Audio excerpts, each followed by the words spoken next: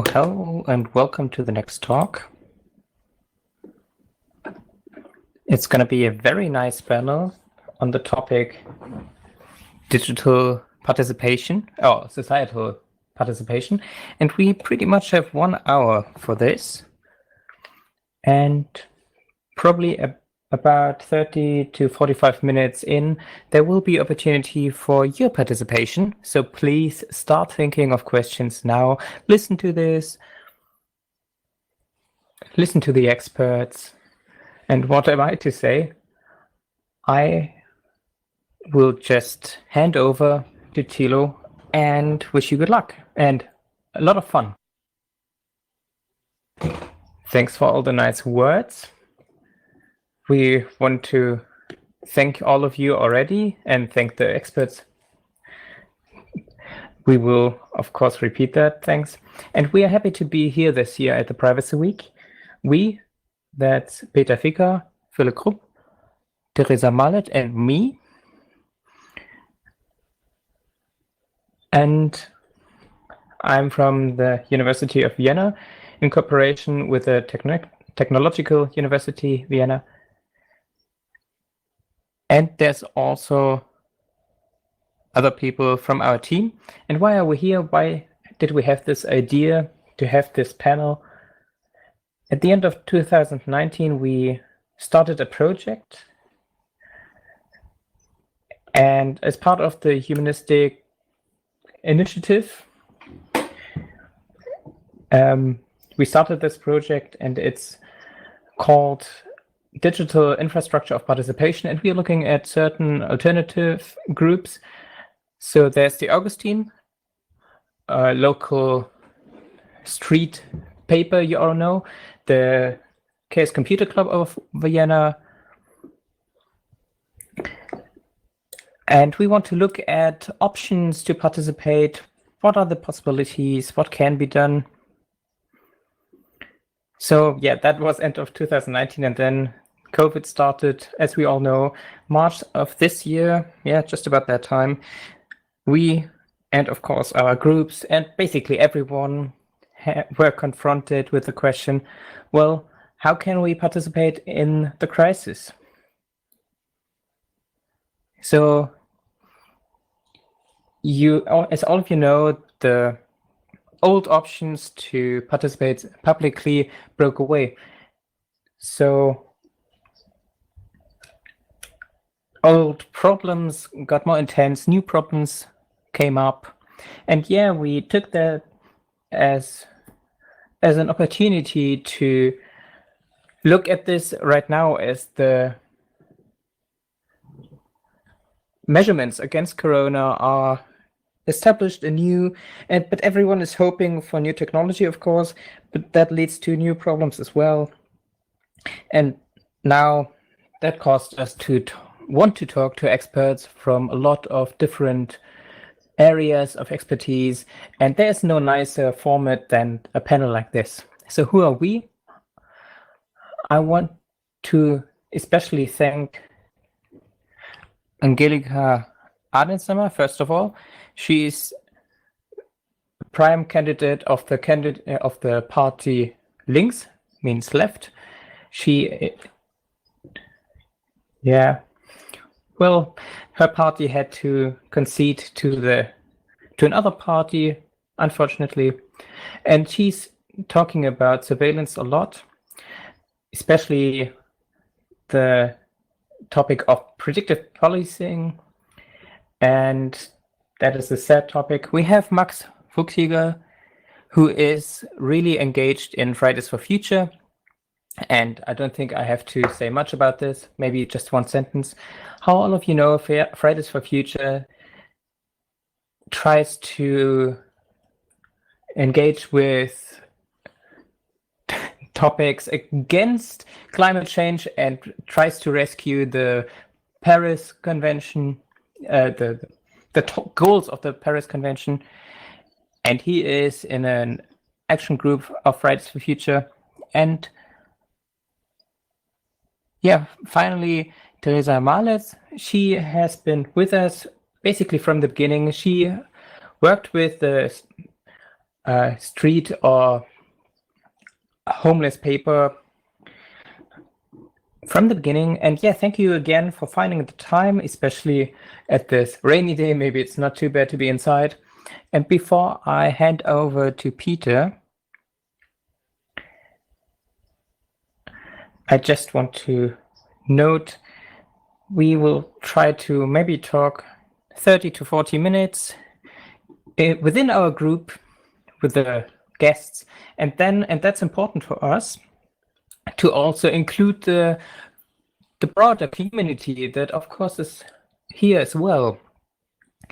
And yeah, also the community here in Vienna. So I'll hand over to the moderator, Peter. Yeah, thank you, Thilo. Thanks from me, of course, as well. And welcome to everyone. And thanks for being here. And thanks that we can hold this panel in this very nice evening. I mean, it's dark and rainy, but still. And how Thilo already mentioned, we really have these questions about digital and also analog problems, but also chances and options, especially also with the media and how is everything seen and the COVID. And also we are looking across the borders. How is it done on the other side?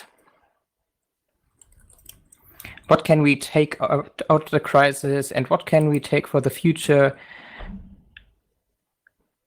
Yeah, time is short, so I don't want to talk too much.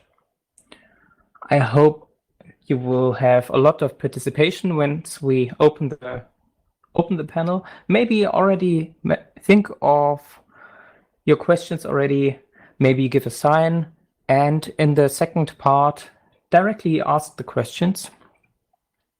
Yeah. So maybe let's just start. And I want to ask Max, first of all, hello. You are in the IT group of Fridays for Future. And I can imagine that especially in that time where protest in the streets is not possible anymore, and you had to move to the net to make yourself heard, there was a lot to be done, I am sure, especially in the IT. So now the question would be, how did you experience this change that you had to do? What were the challenges that you had to face? I hope I'm heard. Yeah, challenges, I don't know. So we still went into the streets. I think there were, I'm not certain right now. I think there were a few weeks at the beginning when the lockdown started, when we could not go to the streets, and we were not really prepared to have a digital equivalent. But we had a digital action for our 5th walkout, or, well, when we went on protest in the streets. And yeah, we had a small action with hashtags, but because we did not have the know-how, we were used to just go to the streets. But yeah, it's not really a problem. For a long time now, we went in the street again to protest. And because of Corona, I mean, we had to distance ourselves and wear masks. But because people were probably pretty much afraid, a lot less people came and joined us and participated. So that's most of the change for protests, and I think other than that, not much changed. Okay. Maybe as a beginning, a small question also to other people and to a young party, Angelique. With the Left Party, you are new this year. Did Did everything work out as you imagined, or was it a special challenge due to Corona?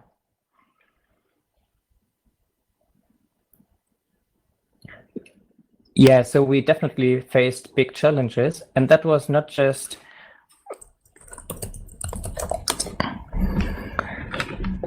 so we started in Vienna, and it was not just the campaign, but it was also when we first got started with a few hundred people, and that's already how left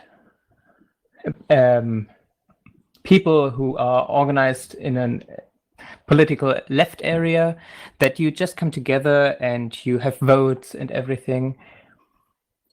And we wanted to have to repeat a big panel in real time and to vote on our program and our list.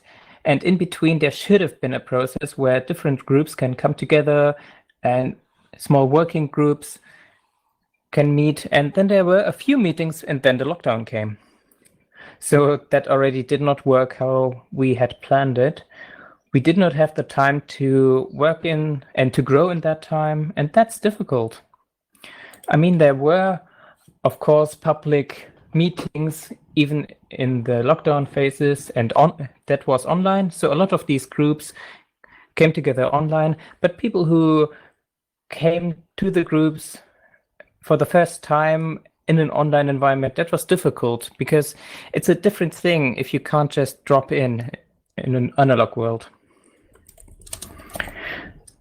So we had online discussions that people really liked, and we will continue that. We already planned the next round, and then we noticed that it's actually more ordered for discussions than it normally is. It does not expand time-wise, and people don't interrupt each other as much. And the chat is also a big help in parallel. I mean, it can be distracting, but yeah, it worked surprisingly well. Yeah, so that happened in between, and then we had to really vote on our program and our lists, and we decided to do that by mail.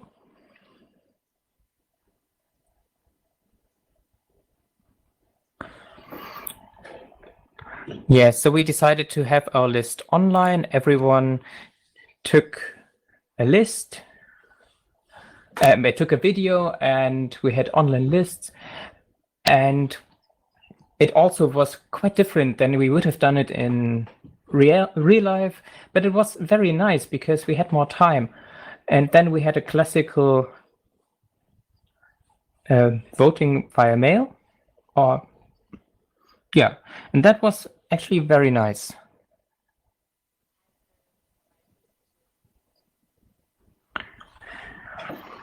And yeah, then we had discussion groups and then an online discussion, which worked surprisingly well with tools that also counted the votes automatically. And that is quite nice. And as we found it ourselves, we had a live vote, and their counting was a problem. It's not just that simple to count the hand signs quickly and reliably. So online that was more easily because we had a Zoom variant that could count quite quickly and automatically. We also have other panels that have to vote.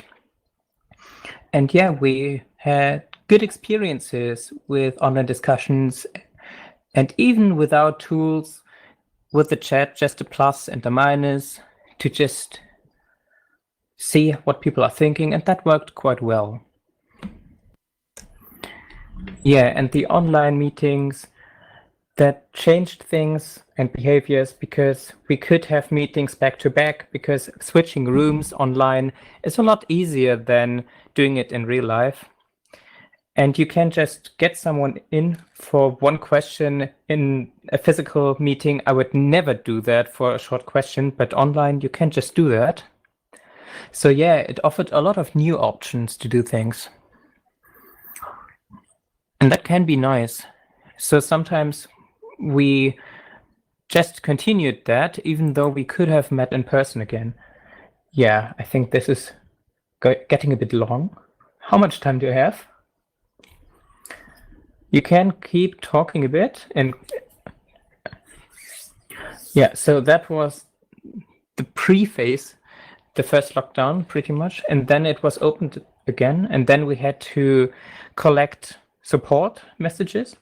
And that's a big topic that's not possible to do online. Yeah, to sign digitally is just not easily doable, and that has been demanded for a long time, but it's still not possible. So yeah, officially it's possible to sign digitally,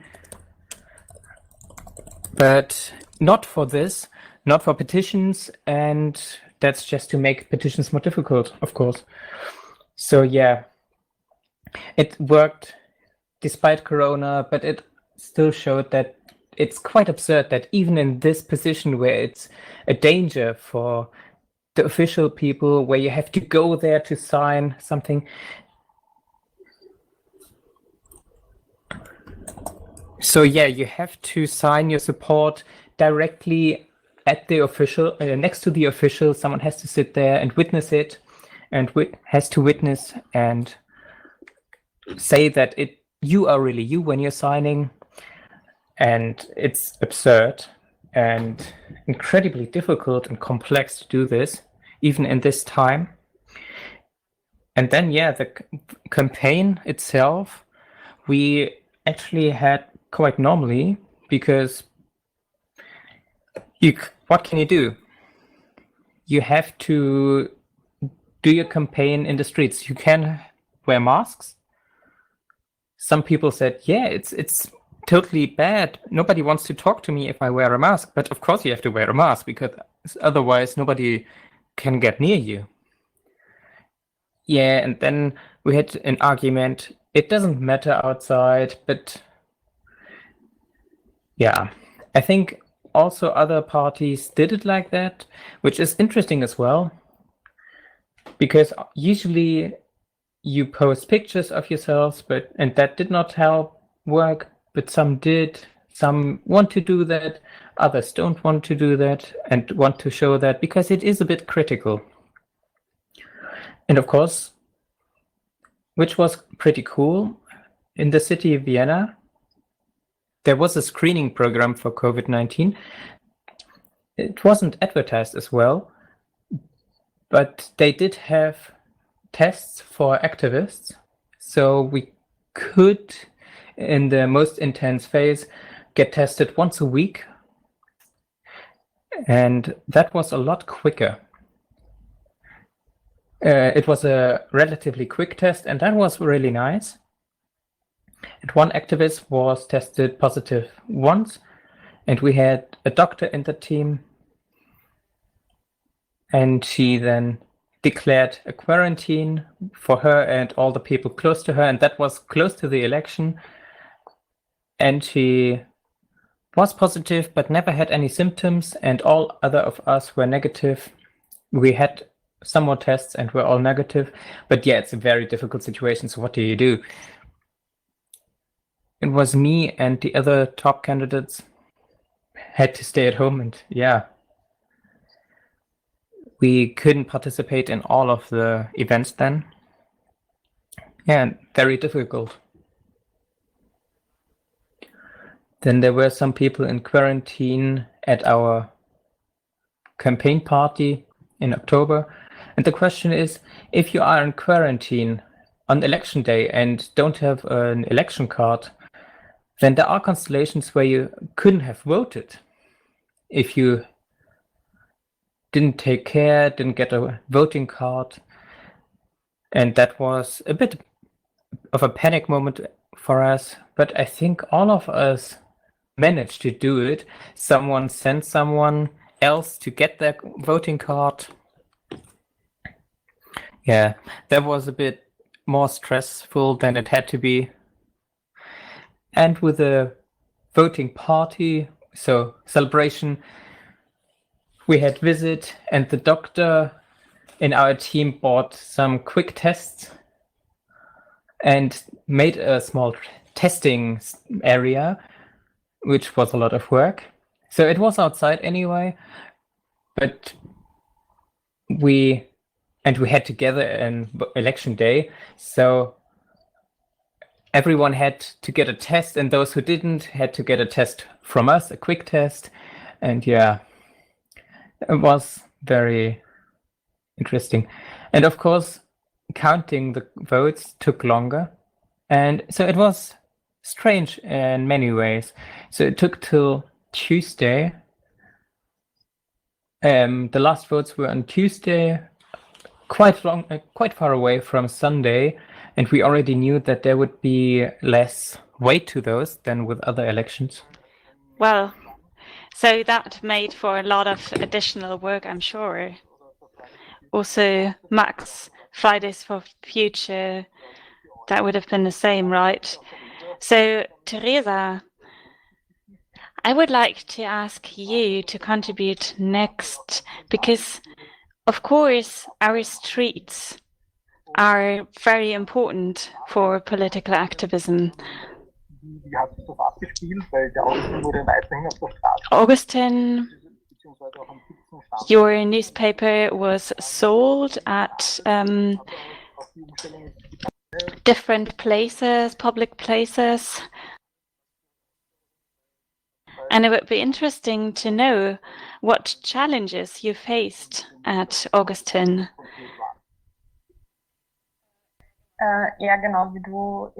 Yeah, as you said, our Augustin newspaper did a request to the ministry during the lockdown, and we had an official response from the ministry that our vendors are still allowed to sell the newspapers in the streets because that is their occupation. As you know, vendors usually go to very busy public places, and they have fixed locations where they stand and sell. So they had difficulties making an income selling newspapers. Some of them were also part of risk groups and were hesitant about selling their newspapers in public places. And some of their licenses also expired. You have to buy a license in order to sell newspapers in the streets at a fixed point, where you get kind of an ID card. Then we also have our associations sites that we needed to close. So we had difficulties connecting the social workers and the homeless newspaper vendors, because many of the vendors don't have a valid address or telephone number, so it's difficult to reach them. So the only thing we could do was post a sign to our doors, and that was very bad for our clients, because our sites are very important as a social place for those people to connect and talk to other people, or just have some company, use a working computer, fill in online applications for help, for example. So it was very bad for those people to lose this kind of place of connection, and anxiety was rising. So, of course, it was our task to support people during that difficult time as social workers. Another challenge was generating funds in order to keep our association running and also to support our street vendors financially, because most of them are entirely dependent on their income from selling newspapers on the street. And also the sold newspapers contribute to our income as an NGO. So our entire infrastructure was broken, and we needed to ensure that people don't forget that we still exist. And to do so, we made pop applications, we made a digital issue that you could buy online. We started cooperations, we started building bridges. For example, we collaborated with the pharmacies. Pharmacies were able to sell our newspapers, or also farmers selling fruit and vegetables were able to support us in selling the newspapers, and we also had a crowdfunding campaign. So we were able to provide some kind of security to the Augustin members, and we also made sure that resources were distributed fairly. We went after necessities, so we asked people who needs the most support, and it was up to social workers in the end to distribute and to decide which members got how much money from the funds we raised. A big challenge was remaining visible, and this is where we used classic social media, such as Facebook or Twitter, in order to keep our presence that we normally have in the streets. Facebook was able to replace our digital licenses for selling newspapers at a fixed location. So people were able to sell the newspapers via Facebook. We had a list that was refreshed every now and again. And as soon as lockdown was over, we were able to take the streets back for selling newspapers. So we did deal with a lot of changes using social media, and mid-March we had a huge boost in media activity, that's for sure.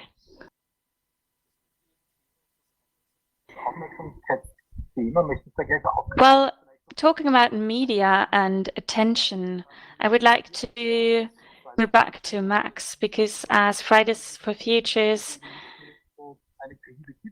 you became aware that there isn't just a climate crisis, but also a different crisis.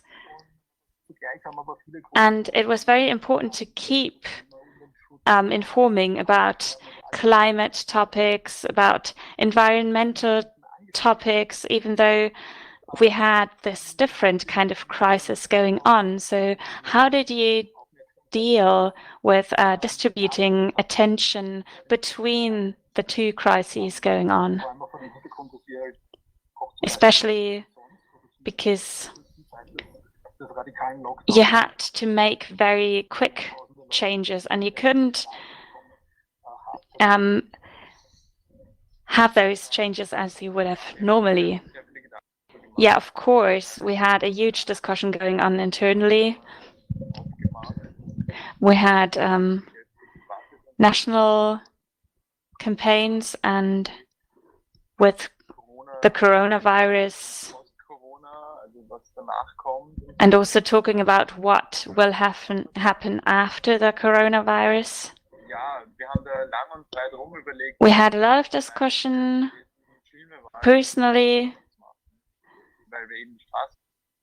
My opinion is that we need the streets, but we were still able to do a lot, and we were also able to make a team that dealt with the topic of public funds and how they're going to be distributed, and saving workplaces. And with the Corona deal, we had a camping event where we camped in front of the Chancellery and protested in favor of getting an audience, getting a voice. So we also made a lot of signs and transparencies and banners, because we learned from past campaigns that people are most motivated when they can participate. We had a campaign where we decentrally striked. So we didn't strike, but private persons striked. They could register to strike on our website and then do little campaigns at home, at their at their respective hometowns. Of course, that was very effective. I think we got a lot of media attention, so that was definitely successful. So our campaigns, which I just detailed, were able to help us be heard, but still we're mostly ignored by media. So there's a lot we still have to do and monitor media for our presence. Well, social media can fill the gaps, but not all of the gaps, I think. Yeah, that's a problem.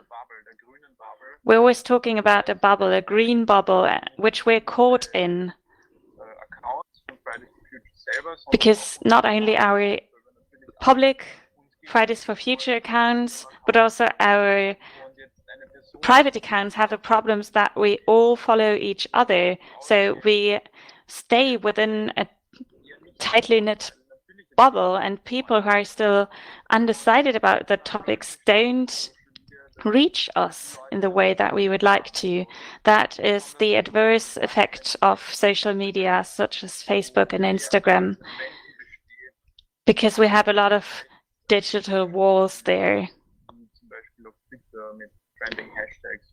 On Twitter it's easier because you can use trending hashtags, but yeah, those are the difficulties we're facing with social media. So I would like to go on with Angelika.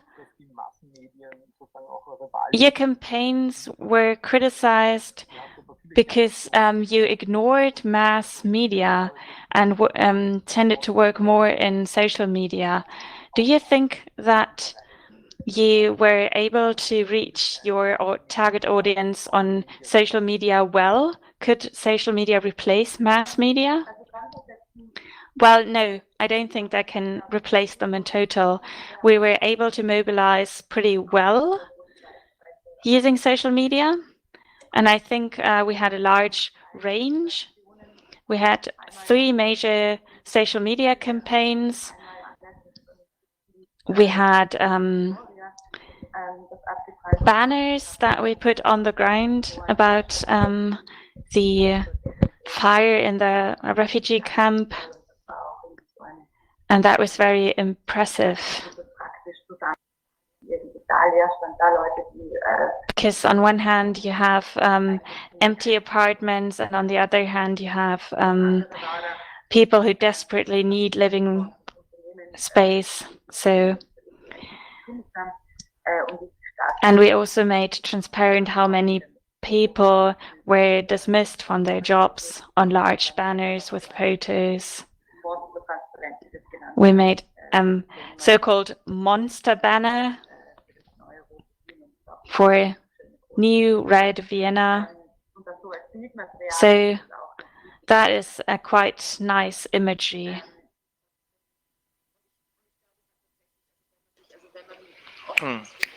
I think if you're like open for those things, you can see that when you know friends who have friends and who are at least partially interested, it's something you can exchange and you share, and which motivates people. But it is not the same thing and can't be compared with like huge mass media. So that's not it. We've also been in some private media sometimes, but like in the ORF, so the federal radio station, in the main, like the evening news, we haven't been there with our party, and that's a basic problem. Before, so all the small and new parties have this problem before of the elections. All of them are like criticized for not being there, but actually like the big media only invite those people who are, so those parties who actually are already in parliament, except for the Green Party. They were also invited after they were thrown out of the parliament. If that's good or bad is maybe questionable. So there were only 3 parties which were not invited. So it's not like a huge amount of parties which would have been added to the discussion. So it were just 3 new parties and all of them were not invited. So how can you do it in this situation? I think you just have to do more actions. You have to talk to people between elections. You have to try it on the street with just practical projects which make an impact in the life of people. And sometimes, well, you will just have to make it without big media, I suppose, or I fear. We also had there have been like private companies and media where we were invited, and they, for example, one of them made a animal rights with all parties, and for all parties you can see their checks, but for links for our party they just send it once and they never put it online, so you can't rehear them. So even when we had the possibility to be somewhere, it was still, we even had less impact, and our stuff wasn't put online after, so we were just not I don't know why actually, but it wasn't easy definitely for us. Well, okay, as you can see, the time is already pretty far off, so maybe one last question. I want just to ask all of you, and maybe then to open up for the audience, hopefully with a lot of questions from the crowd. Well, and then to just phase over to the second part of the. So currently, it looks like COVID is actually getting worse. So everything is, so we have new restrictions again internationally and here, so which again makes it harder for citizens to participate in society and politics. So do you have any idea, utopia, what should change, maybe no matter whether macro or micro view, so that the voices of everyone are heard in such a situation? And maybe what kind of experiences we collected with digital media within the lockdown or afterwards. So how can we take those experiences from this first wave into the second, maybe, and even further into the future to learn something? So I would like to first just ask all of you. Maybe Teresa, do you want to start for Augustine?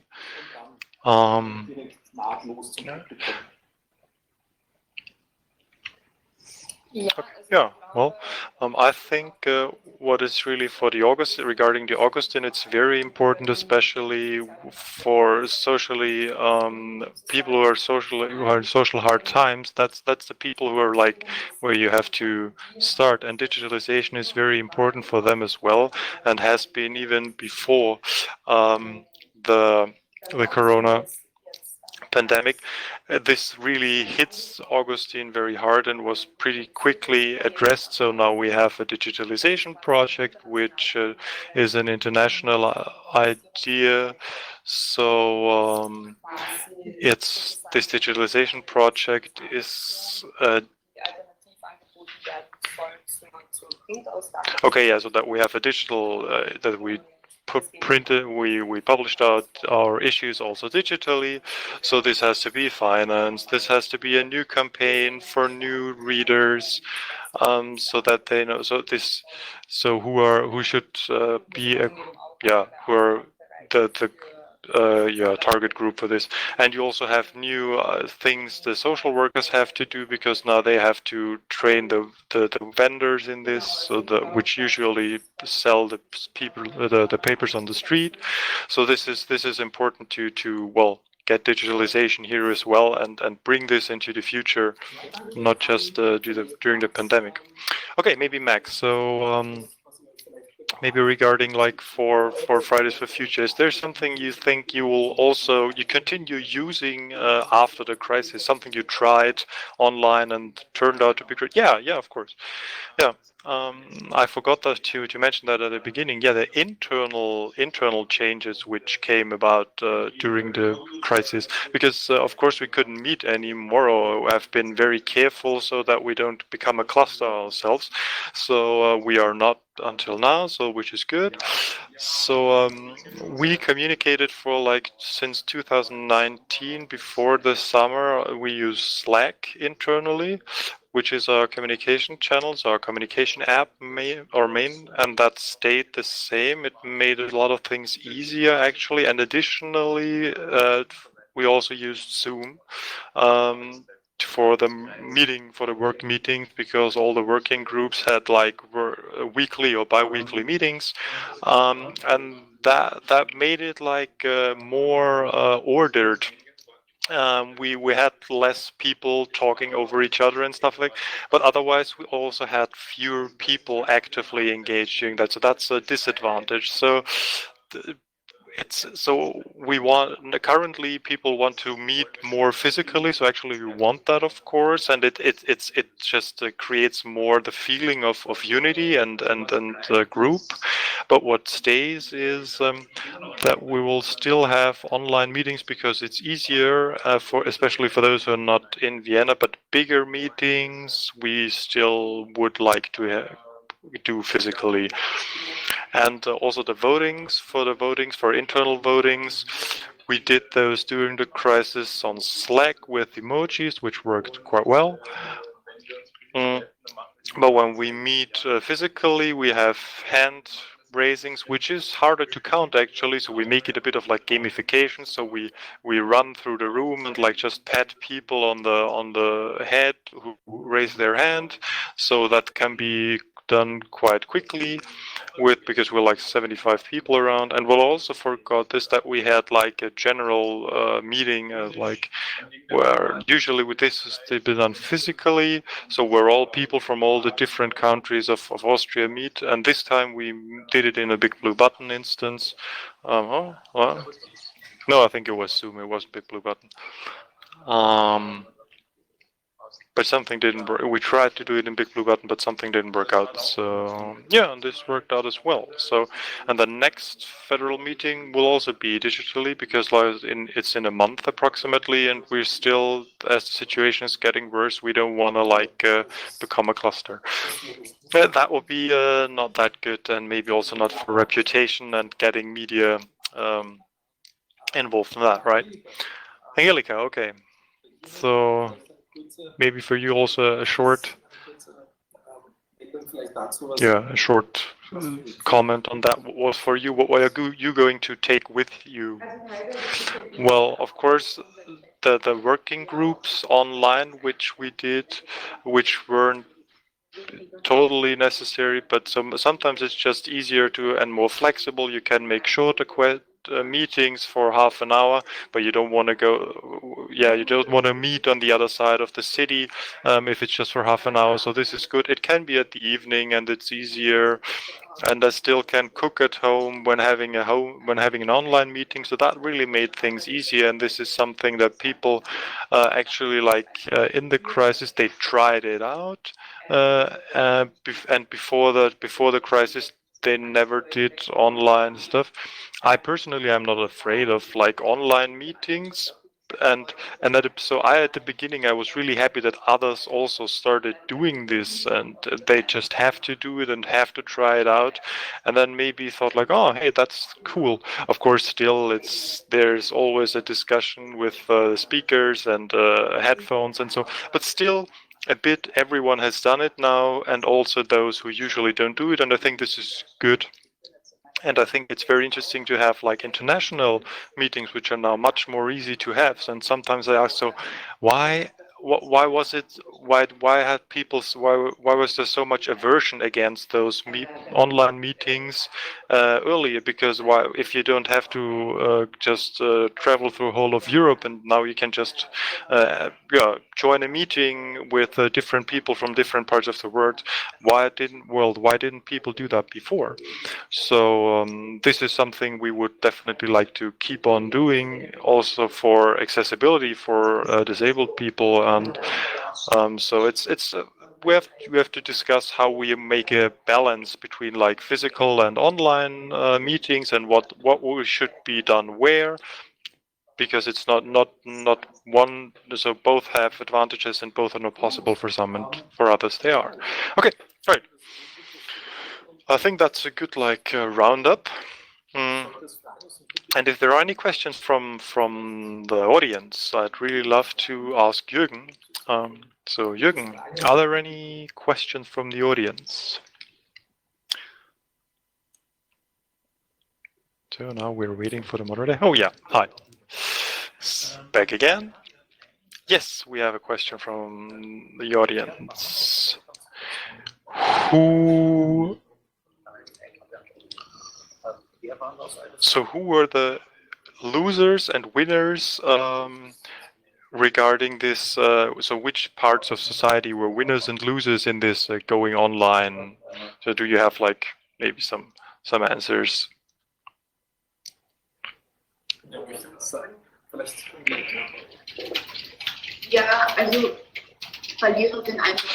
Well, I think the losers definitely were those who have totally no digital access, and those people exist, so we can't like ignore it. So especially elderly people.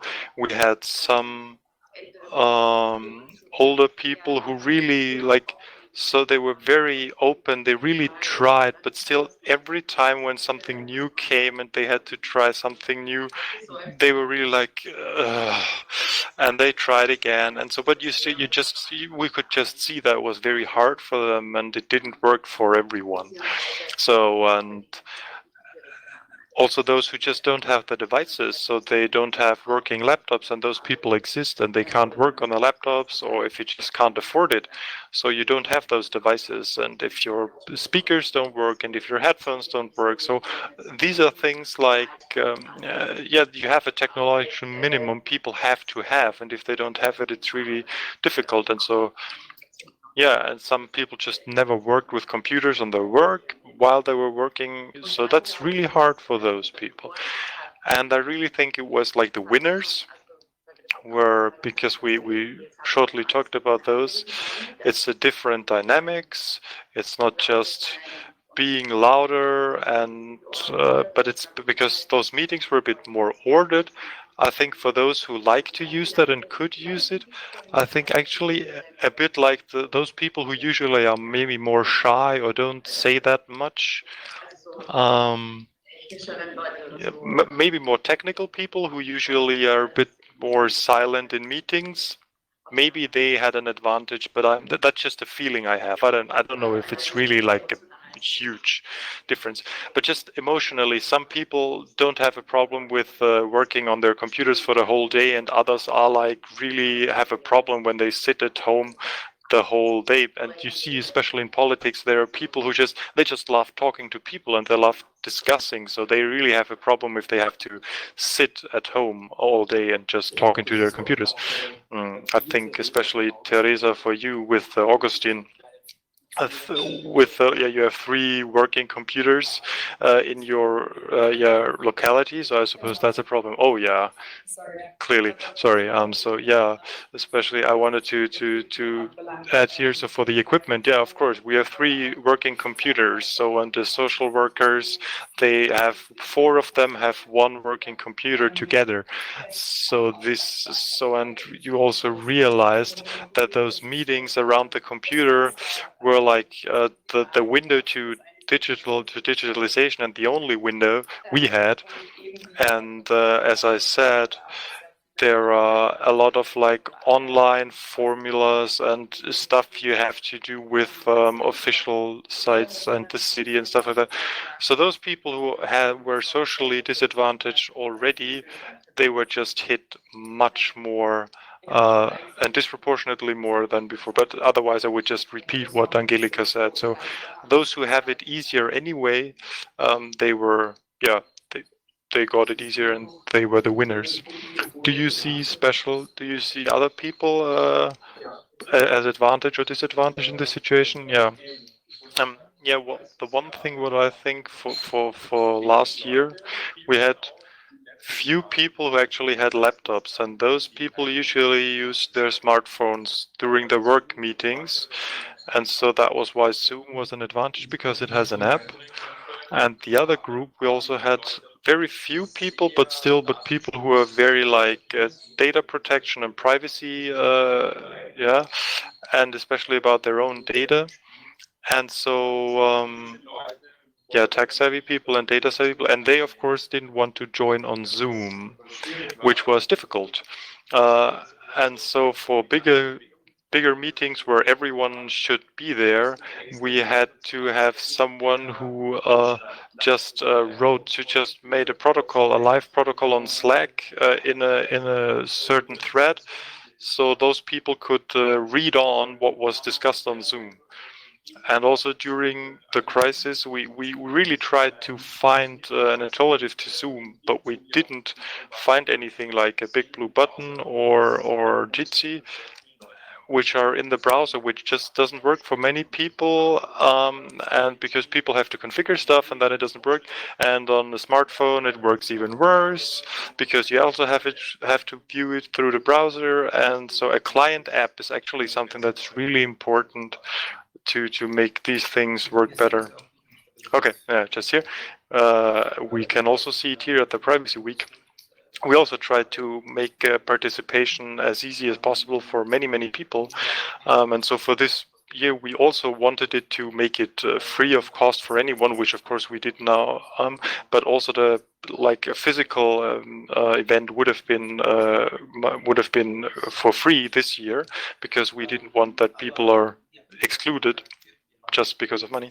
But still, also here now, while we are trying to make it most very accessible, still there's a technical hurdle people have to take, even if it's not very high. So I need a browser and internet connection, but still I use this, and I have to use this, and I have to have hardware for it and some understanding of it. Okay. Well, dear guys, thanks a lot for a very interesting group discussion. So if there are any questions, if you want to keep on discussing with this group, just go to the break room, privacyweek.it/Pausengespräche. You see the URL here. You can also see it on the stream. Again, just a small hint. Clearly, all those speakers speak English, so if you want to join this discussion, you can clearly do this. Go there, ask your question in English. There will be no translations there, but people will answer your questions. Otherwise, you can also ask questions via the forum or on Twitter and Mastodon using the hashtags PW20 or PW20online. Thanks a lot. Have a nice discussion, and also big thanks. Okay, all the speakers say thank you, and also, so